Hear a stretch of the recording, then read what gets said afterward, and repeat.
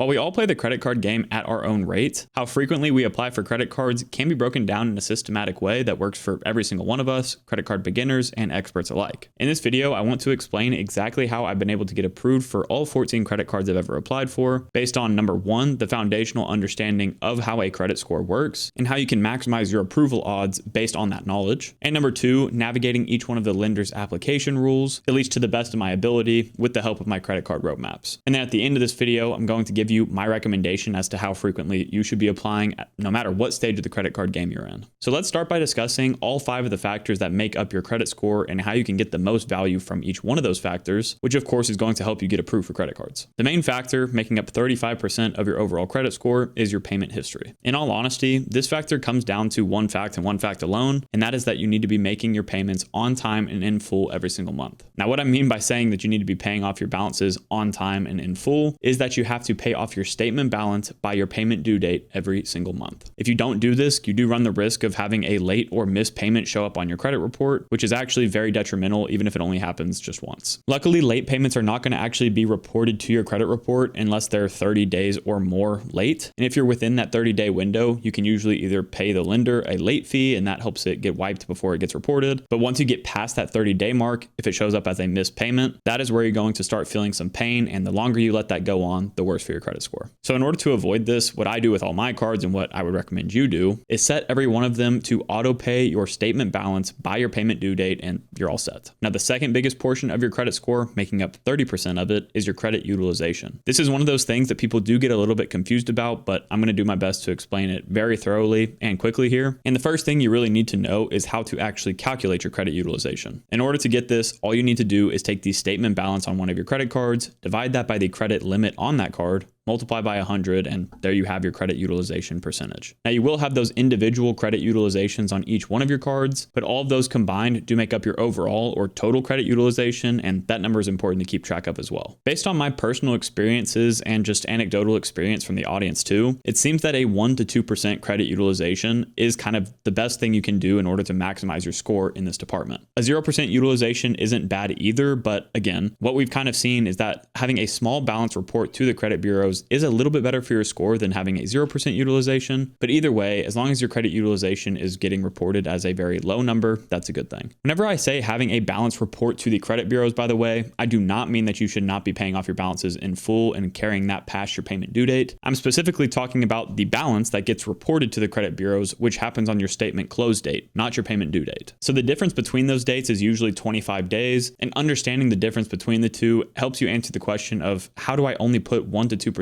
utilization on my cards every month and actually put them to use. To make this more concrete, I'll give a quick example. Let's say that you have a credit card with a credit limit of $10,000. 1% of that credit limit would just be $100. So that is the number that you want reported to the credit bureaus on your statement close date. Your statement close date is about 25 days before your payment due date. So what you want to do is set a reminder for a couple days before that statement close date. And even if you use $9,000 of that overall credit limit that you had, if you pay that balance down to just $100 before the statement closes, you will only have that $100 get reported to the bureaus, and your utilization will be at 1% compared to 90% in that example I just gave. And then again, what you want to do after that is make sure that you have auto pay set up to where your statement balance gets paid off by the payment due date, which would be that $100 balance that was left. And also, never just pay the minimum payment on a credit card. That is a very misleading name that they give to that balance, because if you only pay the minimum balance, you're still going to be paying interest on all of the statement balance that was not paid off. So just always pay off that statement balance and you'll be in the clear. Now, we've talked about the two main factors that can help you to increase your credit score and therefore help you get approved for more credit cards. And once you start doing that, you're going to want to maximize every single dollar that you spend on those cards. What if I was to tell you that there is a very easy and free way to do just that with your new favorite browser extension, Kudos? Kudos is a free AI-powered smart wallet that helps you to earn more rewards and benefits from your credit cards when you shop online. You can kind of think of Kudos as a combination of Rakuten, Credit Karma, and Apple Pay all in one. As for how they're like Rakuten, they're going to, first of all, recommend the best card for you to use out of your setup whenever you shop at over 2 million stores online. So for one, you'll be earning the maximum rewards in that regard, but they will also give you extra cash back on certain websites. Like for example, during July 4th, they were offering up to 25% back on specific sites like Priceline and Sephora, while Rakuten was only offering 4 to 8% back, so Kudos was beating them by 4x. As for how they're like Credit Karma, they now have an exclusive partnership with the Points Guy and the Card Match tool, which will help you discover new cards that might fit your spending habits really well and therefore increase your return on spend even further. And then finally, how they're like Apple Pay. This is one of my favorite features about them. With Kudos, you're never going to have to fill in any of your card information ever again. All you have to do is select the credit card you want to use at checkout, and Kudos will autofill every single piece of information for you, including the expiration date and CVV. And the best part about all of this is that Kudos is completely free. So if you're ready to start earning more credit card rewards, points, or cashback, click the link below and sign up using the code Spencer to give you $20 back after your first eligible purchase. And don't forget to start shopping online with Kudos today.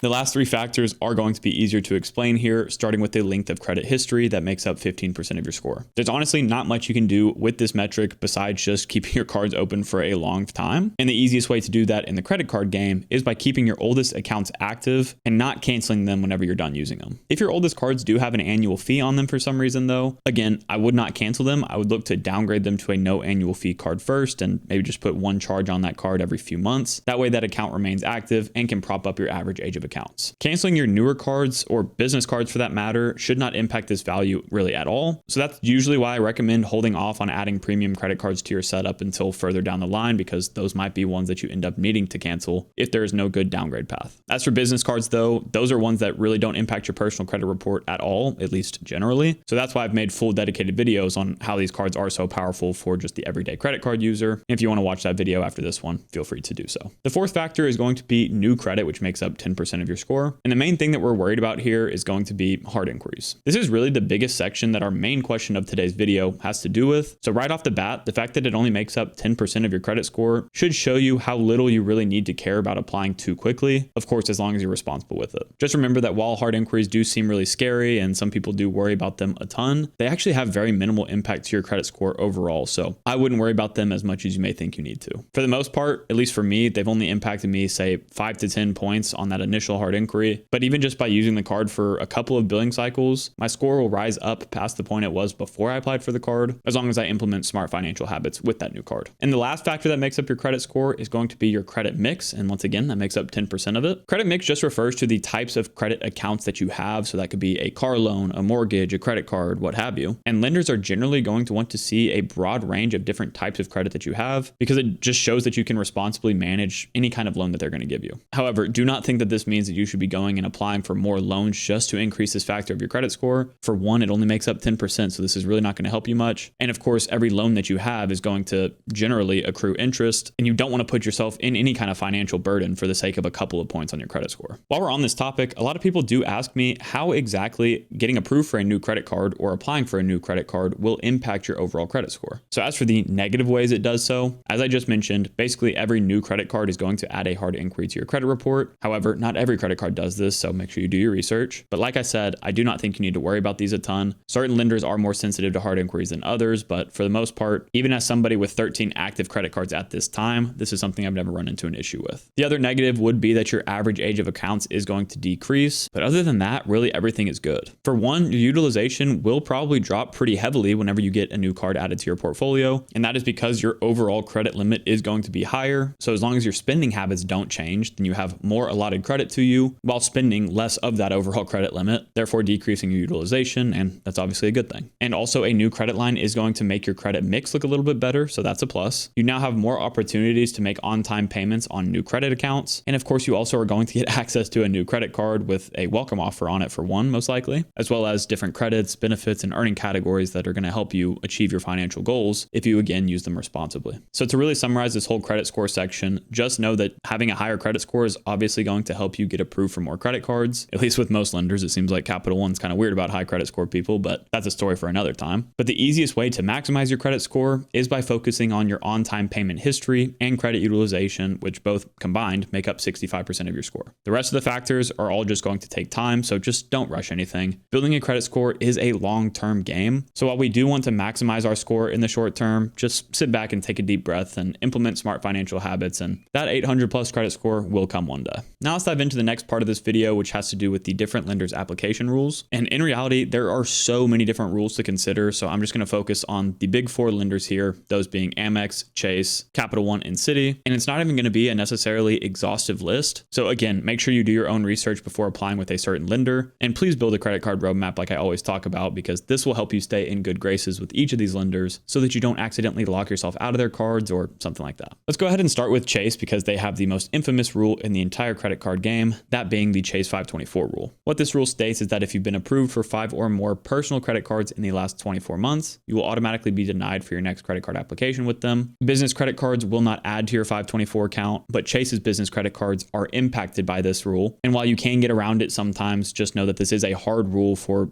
definitely Chase's personal credit cards, aside from like the Amazon Prime card. They also have both 24 and 48 month welcome offer rules when it comes to their Freedom cards for the 24 months and the Sapphire cards for the 48 month rule. And that basically just means that if you've gotten a welcome offer on that exact Freedom or Sapphire card in the last 24 or 48 months, they will not give you another welcome offer on that card just yet. They also have a 2 in 30 rule, which basically just states that you can only have 2 credit card applications every 30 days. They have a 1 Sapphire card rule, which means you can only hold 1 Sapphire credit card at a time. And just know that Chase actually does not limit you on the number of credit cards you can have with them. They just limit you on the total available credit that they will allot to you. And like I mentioned, that's just a few of the rules. There probably are more that I missed, but let's roll into Amex now. One of the main rules that we discuss with Amex is the fact that they have a 4 to 6 credit card limit, and that is credit card products, as in cards that give you a credit limit. With their charge cards though, like the Amex Gold, Platinum, and those types of cards, we generally see that 10 charge cards is the limit, but that's definitely a harder one to hit. They also have the once in a lifetime welcome offer rule, where, as it sounds, you can only technically get 1 welcome offer on an Amex credit card in your lifetime, and that applies to each card individually, not as a whole. They have a 1 in 5 rule, which states that you can only get approved for 1 credit card every 5 days. This actually doesn't apply to charge cards, so keep that in mind. And they also have a 2 in 90 rule, which means you can only get approved for 2 credit cards every 90 days with them. Capital One has a few rules, and all of them seem to be soft rules at this point, so take all of these with a grain of salt. But we have seen that Capital One technically restricts you to 1 personal card and 1 business card approval every 6 months. Again, this is a soft rule. It's been broken a ton, so I just mentioned it for completeness sake. We've also heard that they only limit you to having 2 personal credit cards at a time. This seems to only be true for the Prime cards, as in more like the Venture X and the Venture card, for example, but this has also been disproven quite a bit. The last one I'll mention with Capital One is their 48-month rule as it applies to welcome offers. So if you want a welcome offer on a card that you've already had with them, you generally have to wait 48 months to get that card's welcome offer again. And then the last lender we'll talk about in this section is Citi. And we've seen that Citi restricts you to 1 welcome offer on each of their cards every 24 months usually, except for the Citi Advantage cards, so the American Airlines cards. Those seem to be once every 48 months. And then we see the famous Citi 865 rule, which means that you can't apply for more than 1 card every 8 days and 2 cards every 65 days. And then finally, Citi's business cards have an additional limitation of 1 application every 90 days. Hopefully that wasn't too boring for y'all, and now you have a one-stop shop for some of the biggest lenders. We could spend all day talking about each of these, but now let's get into the part that you've all been waiting for, which is my recommendation on how long you should be waiting between credit card applications. In the grand scheme of things, there are 3 main camps that every single one of us fall in, and I would give a different recommendation to each one of those camps since it has to do with what stage of your journey you're in. So if you're new to credit cards, my recommendation would be just to only get 1, maybe 2 credit cards in your first year, but I would hold that first credit card for at least 6 months, usually 9 to 12 months is what I recommend. And you should be considering getting a beginner focused card like maybe the Discover It card, or the new Chase Freedom Rise is a decent option as well. And if you can't get one of those, maybe look at getting a student card like the Capital One Saver One Student, or a secured card like the Discover It Student. Really, all you're trying to do here in your first year of having credit cards is just building that credit history. And the best way to do that, of course, is by making all of your payments on time while keeping a good utilization. I would not worry about rewards very much in the first year of having your credit cards. Yes, it's great that we have options out there that allow us to earn some decent earning categories, but that should not be the emphasis on why you get your first credit card. All of that will come later. Just don't worry about it. I promise. Now, if you're kind of in the intermediate stage of your credit card journey where you're trying to build up that core credit card setup, I would say that applying every 3 months is pretty safe. That's kind of the route that I took whenever I was in this stage. And obviously it worked out well for me, as I've explained in multiple videos in the past. The reason I even say 3 months in the first place is mainly due to a couple of reasons. And remember too that this is the fastest that I would kind of recommend doing it in this stage, but you can obviously wait as long as you want. And the longer you wait, the higher your approval odds. But I'm thinking more for people that are trying to build out their setup quickly. But for one, that 3 months allows you to hit welcome bonus spending requirements, since most welcome offers out there require you to hit a minimum spending requirement like $4,000 in the first 3 months of you having that card account. You never want to overspend to hit any kind of welcome offer. So by giving yourself that full 3 months to not worry about any other credit cards, theoretically, you will never overspend, and that's a positive. Welcome offers are a huge way to get a ton of value from the credit card game, and that's exactly why I have 13 cards at this time and how I've been able to travel for effectively free for the last 2+ years. Now, the second main reason that the 3-month rule is a pretty good one is because it also allows your credit score to rise past the point it was before you applied for the card. Because like we talked about earlier, while yes, you do get a hard inquiry whenever you first apply for the card, at least with most of them, as well as have that average age of accounts get hit, if you use that card responsibly by paying it off off on time and in full every month while maintaining a low utilization, your score should rise past where it was before the application. Usually that happens within 1 to 2 billing cycles, but it definitely should by 3. But if you're an advanced credit card user with a high amount of natural spend and a high income to boot, you could definitely go faster than this and apply for a card every 1 to 2 months, or honestly even quicker. I've even gone for 2 credit cards on the same day because that fit my spending habits at the time, and the welcome offer spending requirement was only high on one of the cards while the other one didn't even have a welcome offer spending requirement. But of course, if you're going to implement this strategy, you do have to be very careful with it. Not only because of all the application rules that we discussed earlier, which is why a roadmap is so important, but also because you never want to accidentally be working towards too high of a combined welcome offer spending requirement that you can't hit or would require you to overspend to hit. I've heard of people, even some folks in my comment section, like my buddy Sean, who have tons of credit cards, like I'm talking 50 plus, and the only reason they ever have to slow down is because of the lender's application rules. So again, while yes, you can kind of take this strategy as far as you want it, apply for cards as fast as you want to, do just please have a plan when doing so. That way you don't accidentally get locked out of certain ecosystems that you do really want access to. And always remember that we're talking about the credit card game here, which can be extremely dangerous if done irresponsibly, which is why I'm putting so much emphasis on that here in this video. All of this really just comes down to getting a credit card whenever you actually need one. For example, if you're about to travel and you need some points quick for that trip, applying for a new card with a new welcome offer on it that can help you get the miles you need to make that trip happen is extremely beneficial. If you're in a season though of gardening your Chase 524 status because you want some more Chase cards in the future, either holding off on all credit card applications or applying for business credit cards that don't report to your personal credit report, could be a very solid move. And if you have a ton of natural spend coming up, like for example, whenever tax season hits for me, that's a very high spend season, you may want to consider adding one or maybe multiple credit cards to your setup to maximize that return on spend. Or of course, you can just stick with your 1 to 5 credit card setup, and this whole video doesn't necessarily apply to you. But no matter what, this game that we play is extremely personal, and that's what I love about it. And while there's no one right answer to this question, I hope that through this video, you get a little more confidence as you go into your next application. And if you're looking for cards that you might want to apply for, I'll leave links down below to some of the top cards on the market and some of my favorites too. And if you want to see exactly how I manage my high annual fee cards as someone paying more than $1,500 per year for them, go ahead and click into this video next. Excuse the mess on my bed, and I'm not going to wake Odin up because he just fell off the bed and I don't want to disturb him again. But as always, if you did enjoy this video, please consider leaving a like and subscribing to the channel,